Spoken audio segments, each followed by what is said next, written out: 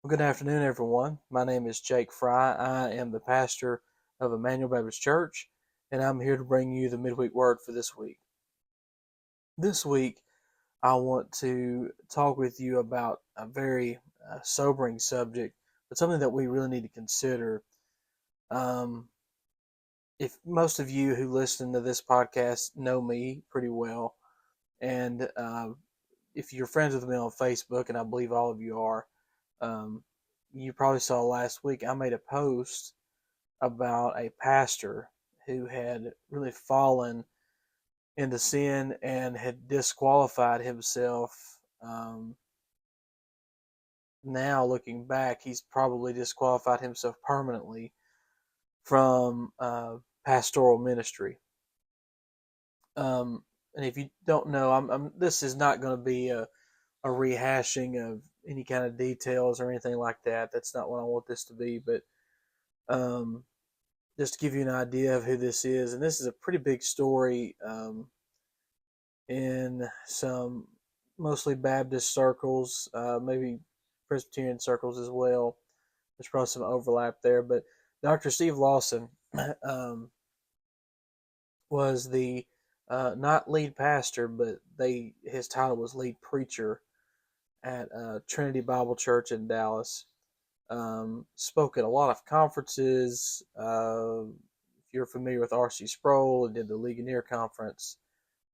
Something fairly new is the G3 conference, which is more of a Baptist conference instead of a Presbyterian conference, like R.C. Sproul's was.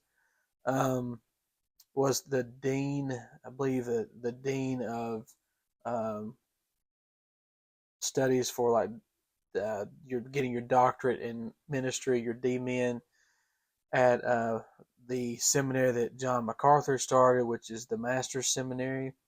If John MacArthur was sick, this man, Steve Lawson, filled in for him quite a bit actually. So very influential pastor, known. I mean, I've listened to his sermons. I don't know how many times. Known to be a great expositor, verse by verse preacher, willing to say things that not a lot of people are willing to say from the pulpit. So very, really, pretty bold guy. And so, to someone like me looking from afar, just seemed to be like a giant. Just, just one of those spiritual giants. And so we get the news, I guess almost 2 weeks ago now, that he has disqualified himself from pastoral ministry for having an inappropriate relationship with a woman. And it was very vague at first, but now more details have emerged that he had a 5-year romantic relationship with a woman, and they claim that no physical adultery ever happened, but have a hard time believing that, um, but also that at the very least this was a adulterous in spirit type of relationship. Um, so just a huge fall, because this was a huge ministry. Every ministry he was a part of, he's gone. Now, um, what I want to talk about is the fact that we don't need to, when we see things like this, because this is not the only pastor who has fallen out of ministry, disqualified himself from ministry lately. Tony Evans is another one. Tony Evans is super influential.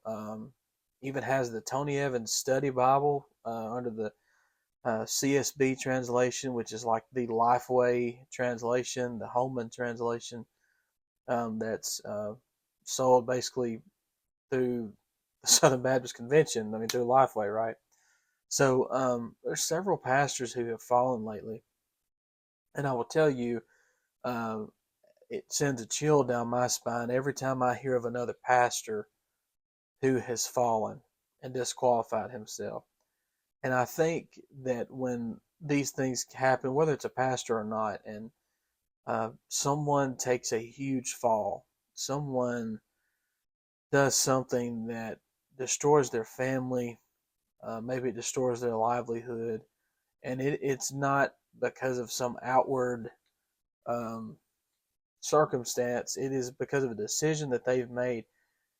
That should send a chill down our spine because, as the saying goes, um, by the grace of God, that would also be me. And so I want to read with you 1 Corinthians chapter 10, verse 12, because I think it's very important, very relevant for us to think about this week. 1 Corinthians chapter 10, verse 12, this is Paul writing, and he says this, "Therefore, let anyone who thinks that he stands take heed lest he fall."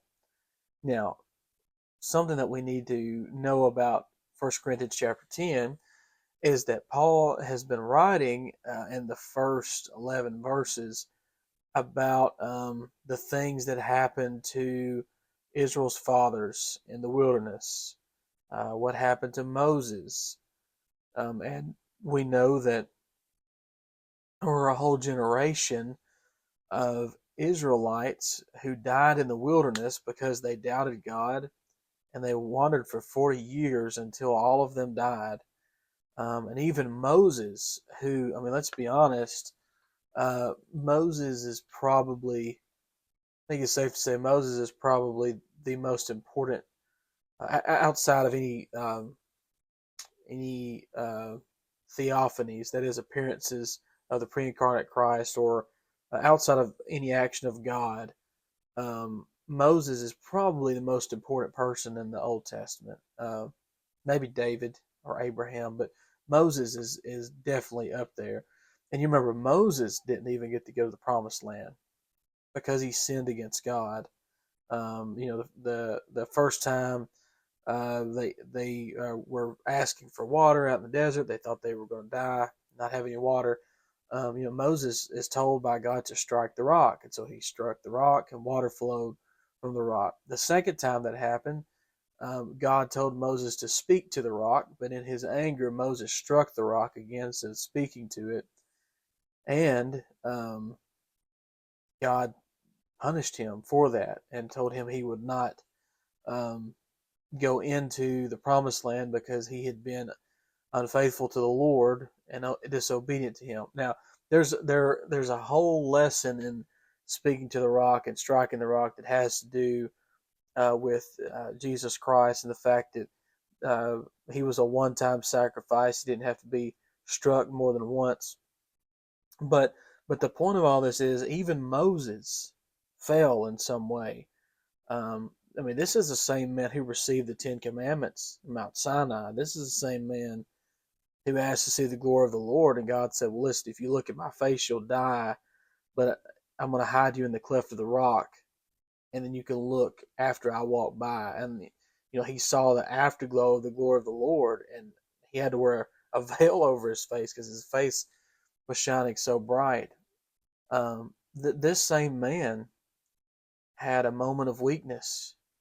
He let his anger overtake him, and he fell, and disqualified himself from being able to go into the promised land.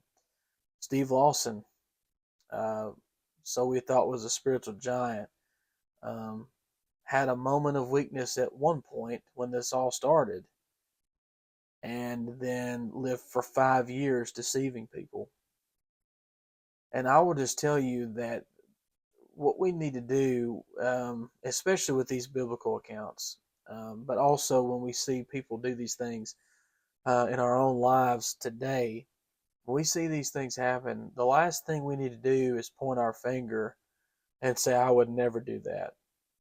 That is a very unbiblical attitude to take. When we see these things happen, we need to remember what Paul has told us. "Therefore, let anyone who thinks that he stands take heed, lest he fall." I want to ask each of you listening today, do you believe that you stand taller than Moses did? Because I can guarantee you, I don't at all. And friends, if Moses himself can fall, so can we. And so what does it mean then for us when we think about this verse? Let anyone who thinks let anyone who thinks that he stands take heed lest he fall. how are we supposed to live in light of this truth? Well, first of all, we need to live our lives um, with a healthy fear um, of sin and a healthy hatred of sin. We need to be self-aware about the fact that we are able to commit adultery.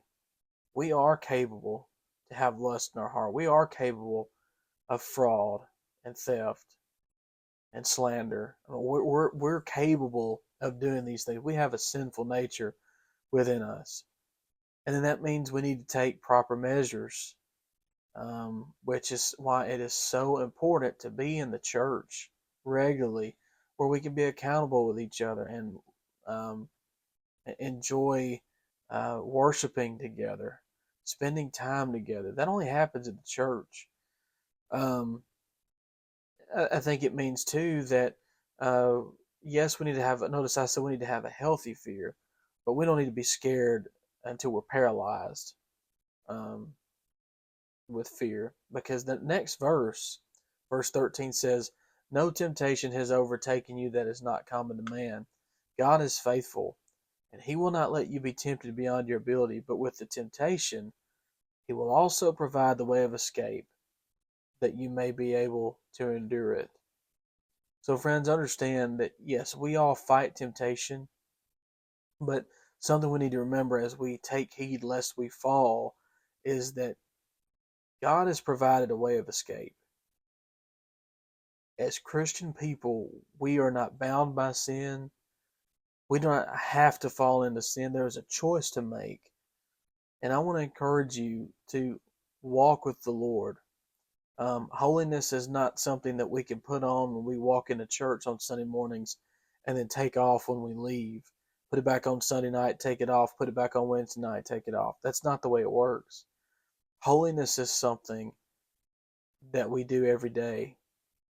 And I will tell you something that I've heard over the last week is people saying, it's easy to be, it is possible to do the work of God without walking with God. How scary is that?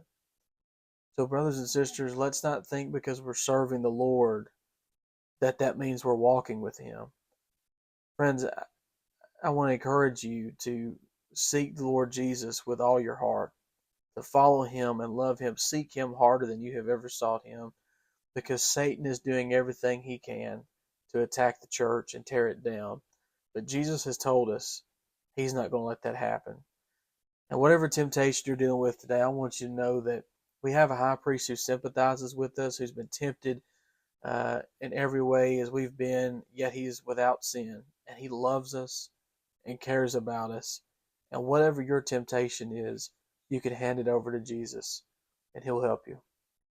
This has been the Midweek Word, and I'm so thankful for you joining me this week. And I pray that you'll be blessed, being encouraged. And I will talk to you next week on the Midweek Word.